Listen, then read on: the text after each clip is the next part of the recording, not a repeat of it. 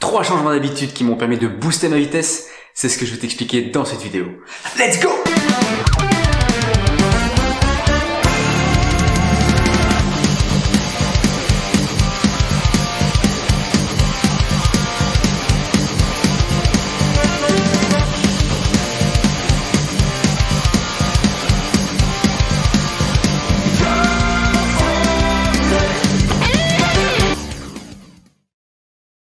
Lors de la préparation de l'Alpha Ironman, je m'étais également posé comme objectif de faire un semi-marathon en moins d'1h40.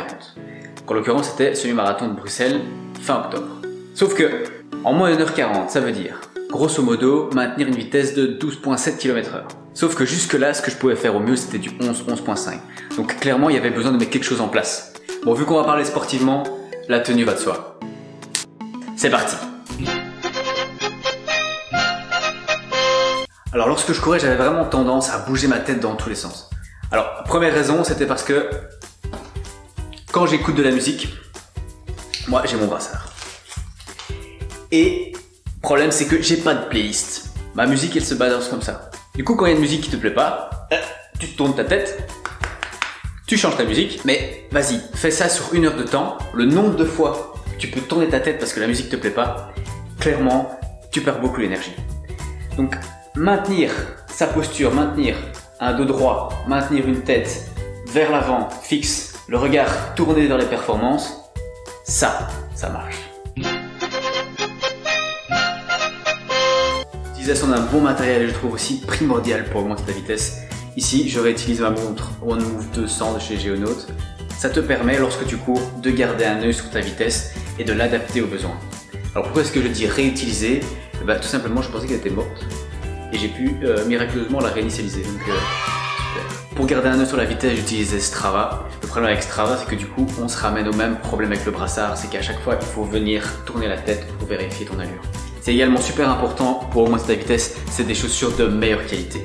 Ici, j'ai opté pour des Hand Suisse. Pourquoi? Eh bien, ils ont une technologie qui leur est propre.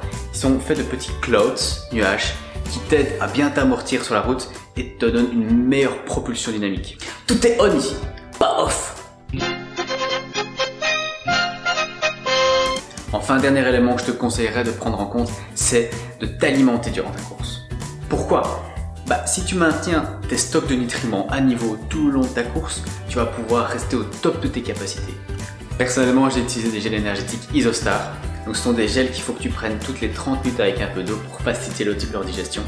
Petite erreur à ne pas faire, c'est de les tester le jour même de la course. Teste-les au préalable lors de tes sorties longues, donc des sorties d'au minimum 1 heure, parce que tout le monde ne réagit pas nécessairement de la même manière à différents gels énergétiques. Alors voilà, je t'ai présenté les 3 éléments qui, je pense, ont vraiment considérablement permis d'augmenter ma vitesse. Alors, évidemment, ce ne sont pas les seuls éléments qui peuvent y contribuer.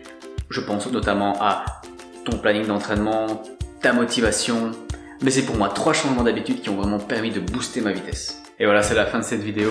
Moi je te dis à dans 2 mois. Non, allez, c'est pas sérieux, je tâcherai de te quand même donner des nouvelles un peu plus tôt.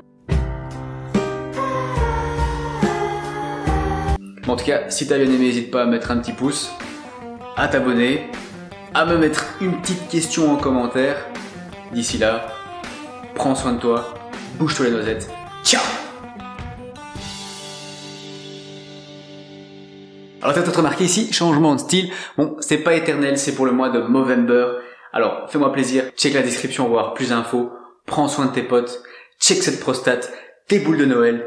Ciao! But 10 men with a mustache is a Movember mustache team. They're all heroes. Movember, it starts in November.